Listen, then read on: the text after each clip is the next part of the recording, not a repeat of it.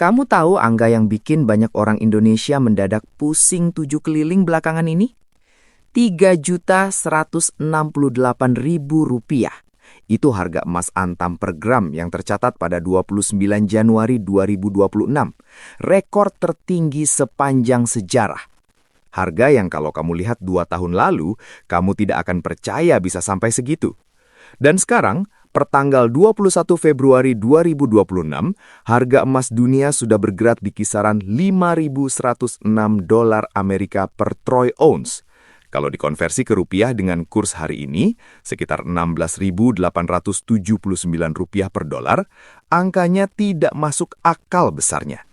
Tapi tunggu dulu, sebelum kamu langsung buka aplikasi dan beli emas sebanyak-banyaknya karena takut ketinggalan, ada satu informasi penting yang perlu kamu dengar sampai habis hari ini. Ada potensi besar harga emas mengalami koreksi, atau dalam bahasa awamnya, turun cukup signifikan di sekitar bulan Juni sampai Juli 2026. Dan kalau kamu tidak siap dari sekarang, momen itu hanya akan jadi tontonan yang kamu sesali. Di video ini, kita akan bahas tuntas dari mana datanya, kenapa bisa terjadi, apa yang harus kamu siapkan, dan bagaimana caranya supaya ketika momen itu datang, kamu bukan yang panik, tapi kamu yang tenang dan siap ambil posisi. Ini bukan teori ngawang-ngawang, ini berdasarkan data terbaru, prediksi dari lembaga keuangan kelas dunia seperti Goldman Sachs, JP Morgan, Bank of America, dan Deutsche Bank, ditambah kondisi ekonomi global yang sedang kita jalani sekarang. Tapi sebelum kita masuk ke inti pembahasan, satu hal dulu. Kalau kamu belum subscribe channel Asupan Otak, tolong lakukan sekarang. Tekan tombol subscribe dan aktifkan loncengnya. Channel ini dibuat untuk satu tujuan, supaya kamu punya pemahaman keuangan yang jernih, bukan cuma ikut-ikutan tren. Dan konten seperti ini, yang mengupas data nyata, bukan sekedar hype, akan terus hadir untuk kamu. Jadi jangan sampai ketinggalan. Oke, sekarang kita mulai. Pertama, kita harus jujur dulu soal kondisi emas saat ini. Harga emas dunia naik 74% dibandingkan waktu yang sama tahun lalu. 74%. Itu bukan pertumbuhan biasa. Itu lonjakan luar biasa yang membuat banyak investor senior pun geleng-geleng kepala. Untuk kamu yang belum familiar dengan istilah troy ounce, 1 troy ounce itu setara dengan sekitar 31,1 gram. Jadi kalau harga emas dunia sekarang ada di $5.106 per troy ounce, artinya per gramnya sekitar $164. Kalikan dengan kurs rupiah hari ini, sekitar Rp16.879, kamu dapat angka mendekati 2,7 juta per gram untuk harga spot dunia. Tapi kenapa harga emas Antam yang kamu lihat di toko bisa berbeda bahkan lebih mahal? Nanti kita bahas juga. Yang penting untuk dipahami dulu adalah konteks kenaikan ini. Emas tidak naik tanpa sebab. Ada 3 kekuatan besar yang mendorong harga emas ke level yang belum pernah terjadi sebelumnya. Kekuatan pertama, ketidakpastian geopolitik yang tidak kunjung reda. Konflik antara Amerika Serikat dan Iran memanas. AS mengirimkan kapal induk, jet tempur, dan pesawat pengintai ke kawasan Timur Tengah. Analis dari Natixis, Bernard Dahdah, bahkan menyebut bahwa kalau AS benar-benar melancarkan serangan militer ke Iran, harga emas bisa naik lagi 15% dalam beberapa minggu pertama. Di sisi lain, konflik Rusia-Ukraina juga masih berlangsung. Ketidakstabilan geopolitik membuat investor global mencari tempat yang aman untuk memarkir uang mereka. Dan pilihan terfavorit selalu sama, emas. Kekuatan kedua, kebijakan tarif Trump yang membuat dunia bingung. Trump mengenakan tarif baru ke berbagai negara. Mahkamah Agung Amerika Serikat sempat membatalkan tarif tersebut, tapi Trump langsung mengancam akan menandatangani perintah eksekutif baru dengan tarif 10% secara global. Kondisi ini menciptakan ketidakpastian besar di pasar perdagangan dunia. Ketika perdagangan global tidak menentu, investor lari ke emas. Kekuatan ketiga, kondisi ekonomi Amerika yang goyah. Data ekonomi Amerika menunjukkan pertumbuhan PDB atau produk domestik bruto, ini artinya total nilai semua barang dan jasa yang diproduksi suatu negara, pada kuartal keempat 2025 hanya 1,4% secara tahunan. Itu lemah, jauh dari ekspektasi. Ditambah inflasi inti PCE, ini adalah salah satu ukuran inflasi yang paling diperhatikan oleh Bank Sentral Amerika atau yang kita kenal sebagai The Federal Reserve, masih berada di 3%. Tinggi. The Fed ingin inflasi di 2%. Selama inflasi masih di atas target itu, The Fed sulit memangkas suku bunga. Dan kondisi ini justru menguntungkan emas dalam jangka pendek, karena dolar Amerika juga melemah. Ketiga kekuatan ini bergabung dan mendorong emas ke level yang tidak pernah kita bayangkan sebelumnya. Tapi inilah bagian yang sering dilupakan orang. Tidak ada yang naik terus tanpa turun. Tidak ada. Sekarang kita masuk ke inti pembahasan. Kenapa ada potensi emas turun di bulan Juli 2026? Untuk menjawab ini, kita perlu memahami 3 hal. Siklus historis emas, prediksi lembaga keuangan global, dan kondisi makroekonomi yang sedang berkembang. Mari kita mulai dari siklus historis. Emas punya pola musiman yang sudah berulang selama puluhan tahun. Bukan berarti pola ini selalu tepat 100%, tapi secara statistik, ada bulan-bulan tertentu yang cenderung jadi titik lemah harga emas. Januari dan Februari biasanya kuat. Ada permintaan dari Imlek, ada kepanikan awal tahun, ada pembelian dari bank sentral yang mengatur ulang cadangan emas mereka. Maret mulai melemah. Ini sering jadi bulan profit taking, yaitu momen ketika investor besar mulai menjual emas yang sudah mereka beli di harga lebih rendah untuk meraup keuntungan.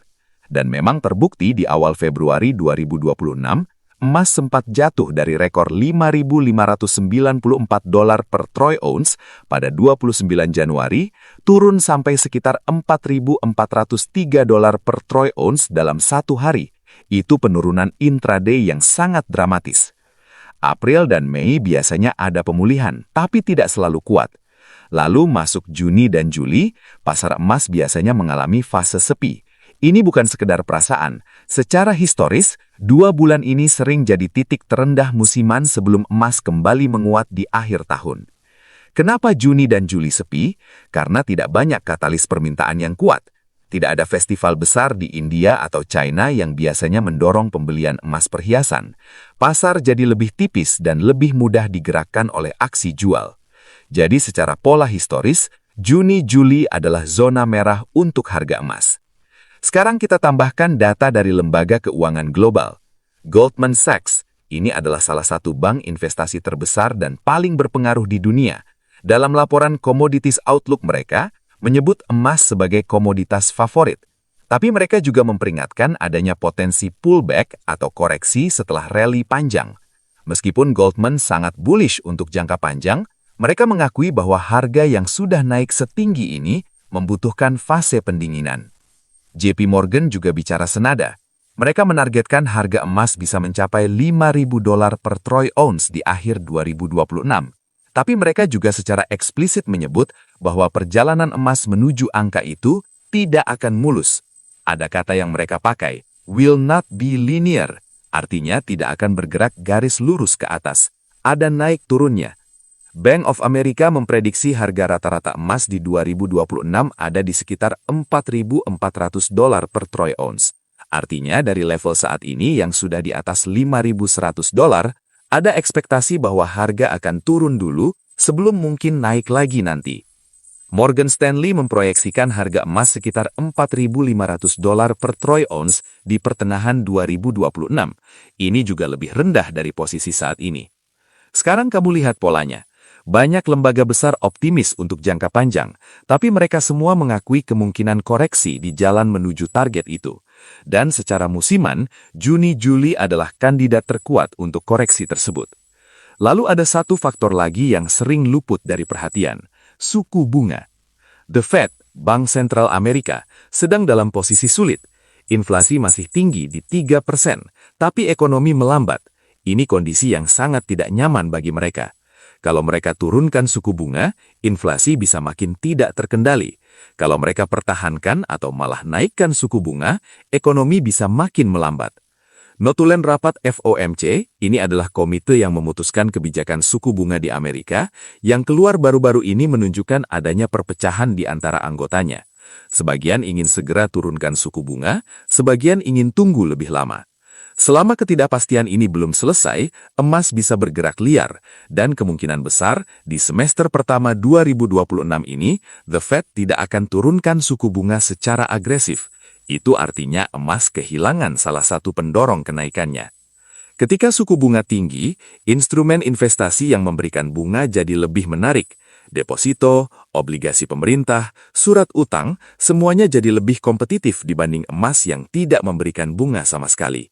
Investor besar mulai hitung-hitungan, lebih menguntungkan pegang emas atau pegang obligasi, dan sebagian akan pilih obligasi.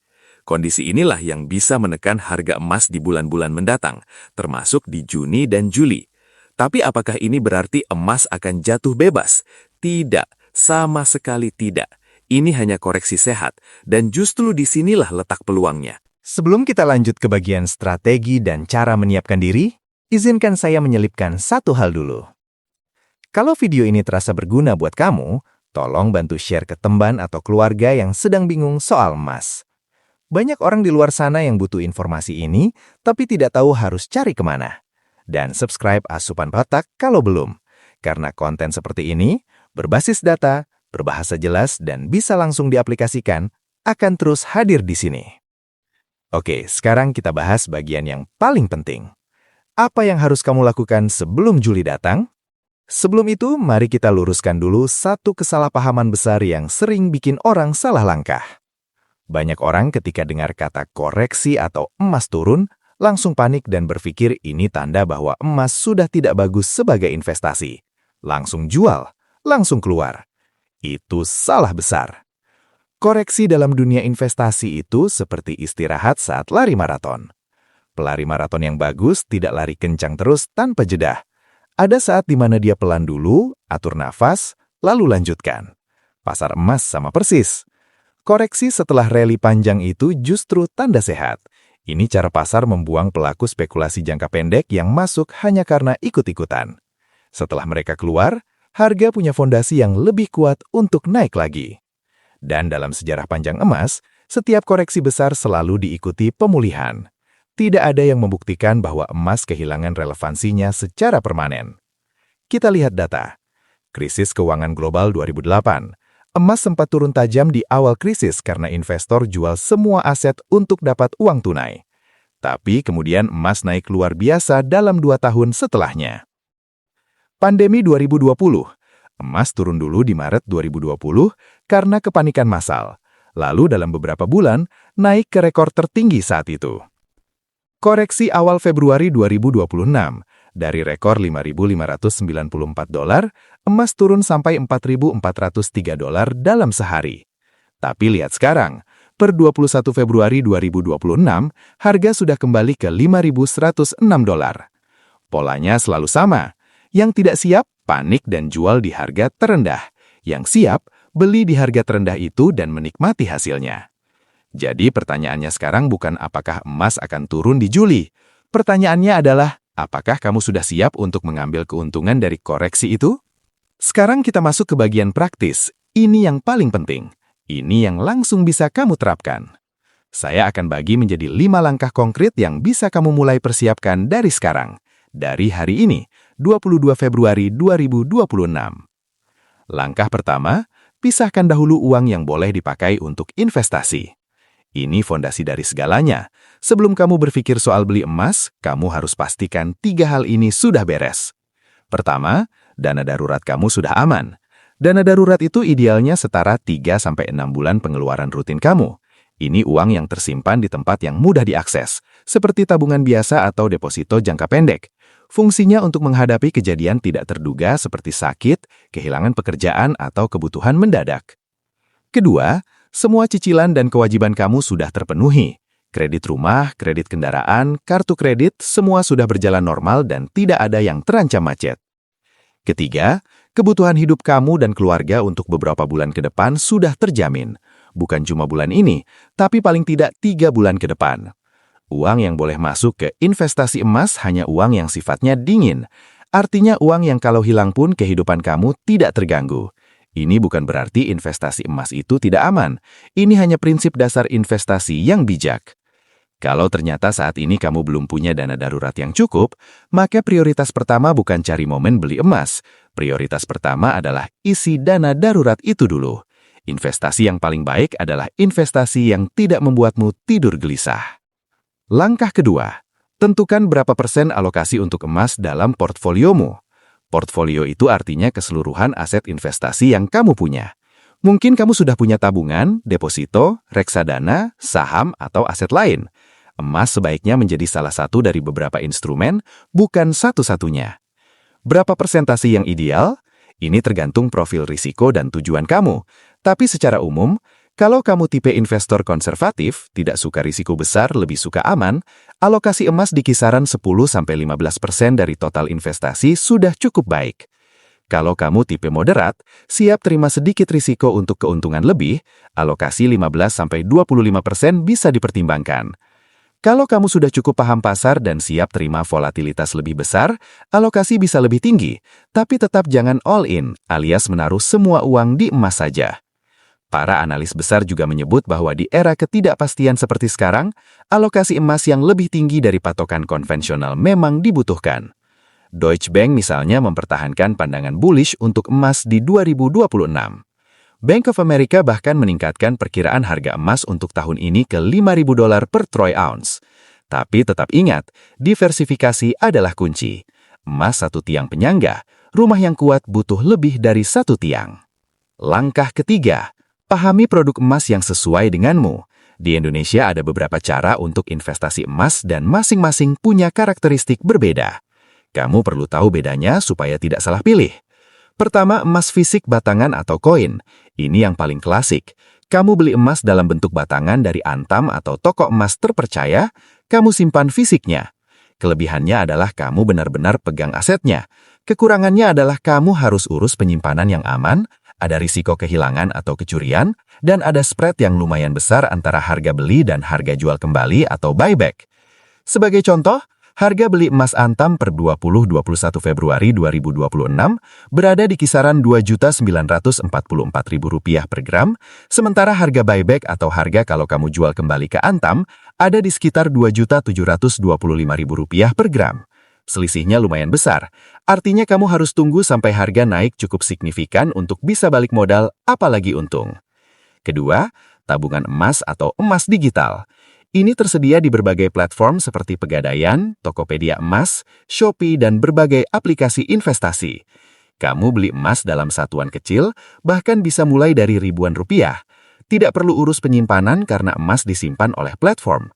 Kamu bisa jual kapan saja. Kekurangannya adalah risiko platform. Kamu bergantung pada keandalan dan keamanan platform tersebut. Pastikan platform yang kamu pilih sudah terdaftar dan diawasi oleh otoritas jasa keuangan. Ketiga, reksadana emas atau ETF emas.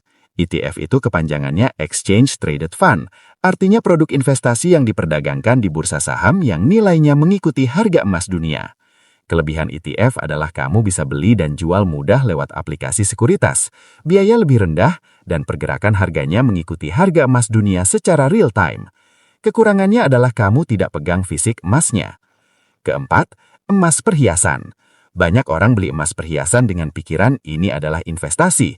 Faktanya ini kurang ideal untuk investasi karena ada biaya pembuatan perhiasan yang tidak bisa kamu ambil kembali saat menjual. Harga jual perhiasan bekas hampir selalu lebih rendah dari harga belinya karena ongkos pembuatan tidak diperhitungkan saat buyback. Jadi untuk investasi murni, perhiasan bukan pilihan terbaik, kecuali kalau memang ada kebutuhan sekaligus ingin punya nilai simpan. Pilih produk yang sesuai dengan tujuan dan situasimu. Tidak ada yang paling benar untuk semua orang. Langkah kelima, siapkan strategi beli bertahap, bukan all-in sekaligus. Ini prinsip paling penting dalam menghadapi potensi koreksi. Tidak ada manusia di bumi ini yang bisa menebak dengan tepat kapan harga akan berada di titik terendahnya. Tidak ada. Bahkan analis Goldman Sachs yang digaji miliaran rupiah pun sering meleset. Yang bisa kita lakukan adalah strategi yang disebut Dollar Cost Averaging atau DCA. Dalam bahasa Indonesia, ini artinya pembelian berkala dengan jumlah tetap, bukan beli semua di satu waktu. Contoh praktisnya begini, misalnya kamu punya uang 10 juta rupiah yang siap diinvestasikan ke emas. Daripada beli semua 10 juta sekaligus dan berharap kamu beli di harga terendah, yang hampir mustahil ditebak, Kamu bagi pembelian itu menjadi misalnya 5 tahap. Bulan Februari beli 2 juta, bulan Maret beli 2 juta, bulan April beli 2 juta, bulan Mei atau Juni saat potensi koreksi terjadi, beli 2 juta terakhir. Dengan cara ini, kamu merata-ratakan harga belimu. Kalau harga turun di Juni-Juli, 2 juta terakhirmu masuk di harga lebih murah. Kalau ternyata harga tidak turun dan malah naik terus, kamu sudah masuk dari awal jadi tidak ketinggalan sepenuhnya. Strategi ini mungkin terasa membosankan. Tidak ada drama, tidak ada momen beli semuanya sebelum terlambat. Tapi inilah yang secara konsisten terbukti memberikan hasil terbaik. Untuk investor jangka panjang, ingat kalimat ini, investasi yang sehat itu membosankan, tidak dramatis, tidak bikin jantung deg-degan setiap hari, tapi hasilnya nyata dan konsisten. Langkah kelima, pantau 3 sinyal utama yang menunjukkan koreksi sudah mulai. Supaya kamu tidak perlu duduk di depan layar 24 jam, ada 3 hal yang perlu kamu perhatikan sebagai indikator bahwa momen koreksi sudah dekat atau sudah mulai terjadi. Sinyal pertama, penguatan dolar Amerika. Ini adalah sinyal paling klasik, karena harga emas dunia dikutip dalam dolar. Ketika dolar menguat, harga emas dalam dolar cenderung turun. Kamu bisa pantau ini dengan melihat angka yang disebut DXY atau Dollar Index. Ini tersedia gratis di banyak website dan aplikasi investasi. Kalau DXY naik tajam, bersiaplah. Sinyal kedua, komentar The Fed yang hawkish. Hawkish itu artinya keras atau ketat. Ini kata yang digunakan untuk menggambarkan sikap bank sentral yang cenderung mempertahankan atau menaikkan suku bunga. Kalau anggota The Fed mulai banyak bicara soal mempertahankan suku bunga tinggi lebih lama, itu sinyal bahwa emas akan mendapat tekanan. Sinyal ketiga, profit taking besar-besaran. Ini bisa kamu lihat dari volume perdagangan emas yang tiba-tiba meningkat drastis bersamaan dengan penurunan harga. Ini tanda investor besar sedang merealisasikan keuntungan mereka. Persis seperti yang terjadi di awal Februari 2026 ketika emas turun hampir 14% dalam 3 hari. Kamu tidak harus jadi ahli untuk memantau ini. Cukup luangkan 10 hingga 15 menit setiap minggu untuk melihat berita ekonomi dari sumber terpercaya. Dari situ kamu sudah bisa punya gambaran cukup jelas. Sekarang saya ingin bicara soal sesuatu yang lebih dalam dari sekedar strategi beli dan jual. Soal psikologi investor. Ini yang sering tidak dibahas, tapi sebenarnya paling menentukan apakah kamu akan untung atau rugi. Ada penelitian yang sudah berulang kali membuktikan bahwa investor retail, artinya kita-kita yang bukan investor profesional dengan dana miliaran, rata-rata mendapat keuntungan jauh lebih kecil dari yang seharusnya, bahkan ketika harga aset yang mereka pegang naik. Kenapa? Karena emosi. Pola yang paling umum terjadi adalah ini. Harga naik, media ramai memberitakannya. Teman-teman mulai ngobrol soal emas. Banyak orang baru masuk di harga tinggi karena takut ketinggalan. Ini yang disebut FOMO, Fear of Missing Out. Kemudian harga koreksi. Harga turun 10, 15, bahkan 20% dari puncak. Orang-orang yang baru masuk di harga tinggi panik. Mereka jual di harga rendah karena takut harga akan terus turun. Ini yang disebut panic selling. Lalu harga pulih, naik lagi. Orang-orang yang jual di harga terendah melihat harga naik dan menyesal. Beberapa dari mereka masuk lagi di harga lebih tinggi, dan siklus ini berulang. Hasilnya, mereka beli mahal, jual murah, beli lagi mahal. Tidak pernah untung meski secara keseluruhan harga emas naik. Sebaliknya, investor yang tenang dan memiliki rencana melakukan kebalikannya. Mereka beli secara konsisten termasuk saat harga koreksi, dan tidak mudah terguncang oleh berita jangka pendek. Cara paling mudah untuk menghindari psikologi buruk ini adalah dengan punya rencana tertulis sebelum kamu mulai investasi. Tulis di kertas atau di catatan handphone kamu. Berapa uang yang akan saya investasikan ke emas? Kapan saya beli? Berapa cicilan per bulannya? Apa tujuan investasi saya? Dan kapan saya akan evaluasi? Kalau sudah punya jawaban tertulis untuk semua itu, ketika harga tiba-tiba turun 10%, kamu tidak panik. Kamu sudah tahu ini masuk dalam rencana. Kamu malah senang karena bisa beli di harga lebih murah. Sekarang mari kita bicara soal konteks Indonesia secara khusus. Ada beberapa hal yang membuat investasi emas di Indonesia punya dinamika tersendiri. Hal pertama adalah faktor kurs rupiah. Harga emas di Indonesia tidak hanya dipengaruhi oleh harga emas dunia, tapi juga oleh nilai tukar rupiah terhadap dolar. Ini penting dipahami. Misalnya, harga emas dunia turun 5% dalam dolar, tapi di waktu yang sama, rupiah juga melemah 5% terhadap dolar. Hasilnya, harga emas dalam rupiah tidak kemana-mana, tetap di angka yang sama. Sebaliknya, kalau rupiah menguat, harga emas dalam rupiah bisa turun meskipun harga emas dunia stabil. Hari ini 22 Februari 2026, kurs USD terhadap rupiah ada di sekitar 16.879 rupiah. Ini level yang cukup lemah untuk rupiah secara historis. Kalau ke depan rupiah menguat, misalnya ke 16.000 rupiah, maka harga Antam dalam rupiah akan terkoreksi secara alami meski harga emas dunia tidak berubah. Jadi ketika kamu memperhitungkan potensi koreksi emas di Juni 2026, pertimbangkan juga kemungkinan pergerakan rupiah.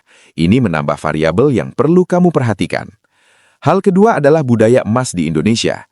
Ini adalah kekuatan unik yang membuat permintaan emas di Indonesia relatif stabil. Emas bukan hanya instrumen investasi di Indonesia. Ini sudah menjadi bagian dari budaya. Dari dahulu, orang tua kita menyimpan emas sebagai tabungan. Ini kebiasaan yang turun-temurun. Saat ada kebutuhan mendadak, emas digadaikan. Saat ada keperluan besar seperti biaya pernikahan atau pendidikan, emas dijual. Institusi seperti Pegadaian tumbuh dan bertahan selama lebih dari 100 tahun karena tradisi ini. Ini bukan spekulasi, ini kebutuhan real masyarakat. Karena adanya permintaan berbasis budaya ini, harga emas di Indonesia memiliki fondasi tambahan yang tidak dimiliki banyak negara lain. Bahkan ketika pasar global bergejolak, permintaan emas domestik di Indonesia tetap relatif stabil. Hal ketiga adalah perbedaan harga spot versus harga retail di Indonesia.